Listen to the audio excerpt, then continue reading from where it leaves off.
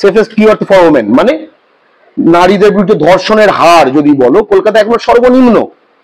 মুম্বাই, দিল্লি, ব্যাঙ্গালোর, চেন্নাই ধরে নাও, একদম যা যা ধরে নাও, সব আহমেদাবাদ সকলের থেকে কম। এই বাঙালির যে সচেতনতার জায়গা থেকে যেটা হলো, সেটা এখন উল্টে এসে আমাদের কামড়াচ্ছে। কিভাবে?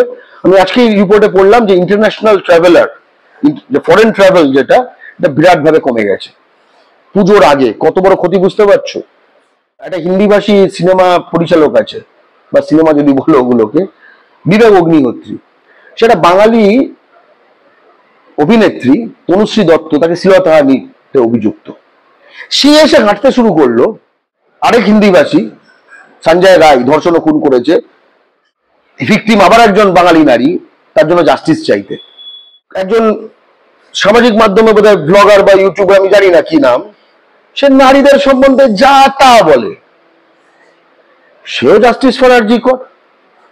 এটা কি আর কি হচ্ছে? আমি কি ভেবেছিলাম বলো তো, এই সময় তিলোত্তমার এই মর্মান্তিক কাণ্ডটি অনেক বাঙালি নারীকে সোচ্চার করে তুলবে, মুখোশগুলো খোলা হবে।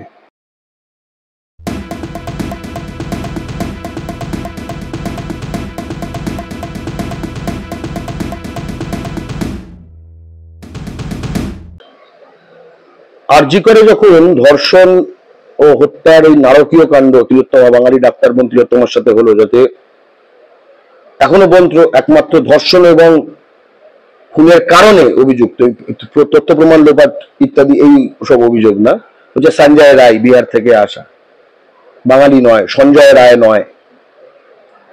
এবং ধর্ষণকে কেন্দ্র করে একটা সময় একটা ব্রিফ পিরিয়ড ছিল, এটা 14 তারিখের কাছাকাছি অব্দি, 14ই আগস্টের কাছাকাছি অব্দি, যখন আলোচনাটা তখন এতটা দলীয় ছিল না। মানে এখন যখন তৃণমূল, সিপিএম, বিজেপি, ডাক্তার, এই যে ব্যাপারটা হচ্ছে,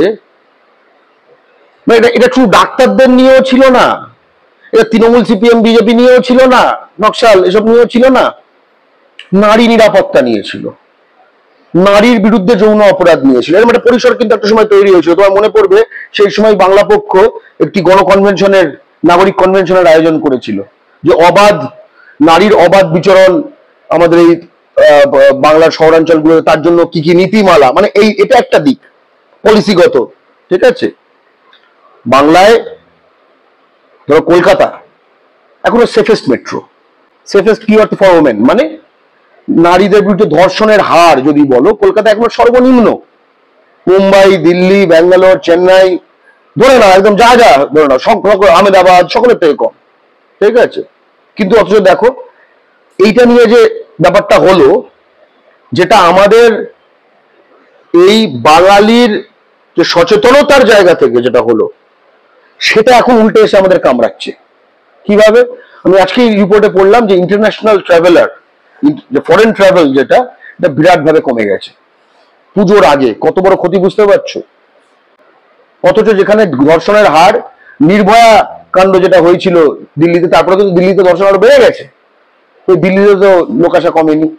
তার মানে বাংলা বা কলকাতা সম্বন্ধে আমাদের সচেতনতা এবং জিরো টলারেন্স, এটাই আমাদের দাবি, সেইটা প্রতিভাত হয়ে গেল বা প্রতিভাত করা হলো। এবং এর মধ্যে আমাদের মধ্যে কিছু কিছু বাঙালিও দায়ী। ঠিক আছে, বাঙালি সম্বন্ধে নেগেটিভ, আরে তুই এটা ভেবে দেখ যে বাইরে একখানা অডিয়েন্সও আছে, এটা শুধু আভ্যন্তরীণ বাংলার একখানা আলাপ নয়, তার যে বড় ক্ষতিটা হলো, এটা একটা দিক।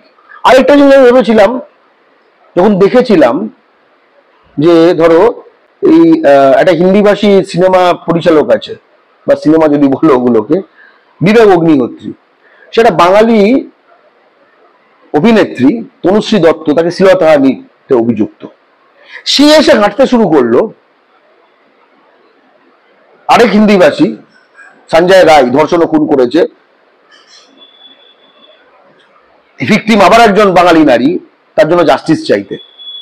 তখন আমার মনে হলো যে ভাই, মানে এটা কি তার মানে যত পাপিষ্ঠ, যত যৌন অপরাধী কিন্তু ঠিক জেলে যায়নি এবং ধরা পড়েনি, হয়তো মুখ ফুটে লোকজন বলেনি, তাদেরকে এখন ধোয়া তুলসী পাতা সাজার মরশুম এসে গেল। একজন সামাজিক মাধ্যমে বোধহয় ব্লগার বা ইউটিউবার, আমি জানি না কি নাম, সে নারীদের সম্বন্ধে যা তা বলে, সেও জাস্টিস ফর আরজি কর। কি আর কি হচ্ছে? আমি কি ভেবেছিলাম বলতো, এই সময় তিলোত্তমার এই মর্মান্তিক কাণ্ডটি অনেক বাঙালি নারীকে সোচ্চার করে তুলবে, মুখোশ গুলো খোলা হবে, অনেক মুখোশ টেনে খোলা হবে। এটা হতো আমার কাছে, মানে মিটু যে মুভমেন্টের যে হয়েছিল, তুমি যেটা বললে মিটু, একটা বৃহৎ মিটু, একটা বৃহৎ জাগরণ, যেখানে নানা সময় এ বাবা এই মানুষটাও, হ্যাঁ এই মানুষটাও, উনি তো না, উনি তো ওরকম না, বলছে উনিও তো, এই যে একখানা পরিসর তৈরি হবে, আমি তো বলছিলাম সেটা কিন্তু আসলেই একখানা আত্মশুদ্ধির একখানা জায়গা থাকতো, অমৃত মন্থন হতো এই গরলের মাঝে, বুঝতে পেরেছো না?